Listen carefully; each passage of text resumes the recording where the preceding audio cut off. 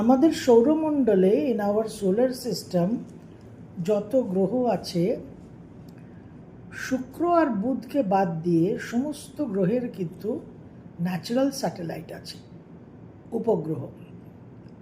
পৃথিবীর একটা, মঙ্গলের দুটো, বৃহস্পতির 79+, স্যাটার্নের তো 200-র উপর, বৃহস্পতিরও অনেক সংখ্যায় আছে, 79+ লাস্ট দেখেছিলাম। মঙ্গলের দুটো, ইউরেনাস, নেপচুন, প্লুটো সকলের আছে। তো এই যে হোস্ট, মাদার প্ল্যানেট আর স্যাটেলাইট প্ল্যানেট, তাদের একটা খুব ইউনিক রিলেশন। এবার পৃথিবীর যে স্যাটেলাইট উপগ্রহ চন্দ্র, সেটা মুনের মধ্যে, সৌরমণ্ডলে যত চন্দ্র আছে তার মধ্যে 5th লার্জেস্ট, আয়তনে 5 নম্বর সাইজ। কিন্তু পৃথিবীর সঙ্গে যদি আমরা সম্পর্কটা দেখি চন্দ্রের, তাহলে পৃথিবীর 4 ভাগের 1 ভাগ সাইজ, 27% অফ আর্থ সাইজ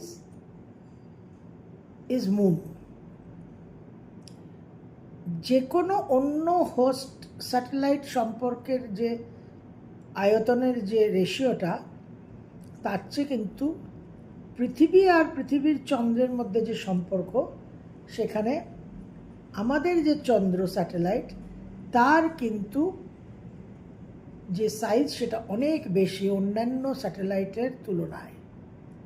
তাহলে এর অর্থ কি না, আমাদের যে স্যাটেলাইট, আমাদের যে চন্দ্র, তার কিন্তু প্রভাব অনেক অনেক বেশি অন্যান্য স্যাটেলাইট মুনের চেয়ে। তো পৃথিবীর উপর চন্দ্রের যে প্রভাবটা, যে কারণে জোয়ার ভাটা হয়, এই পৃথিবীর উপর একটা বিশেষ চাপ সৃষ্টি করে চন্দ্র।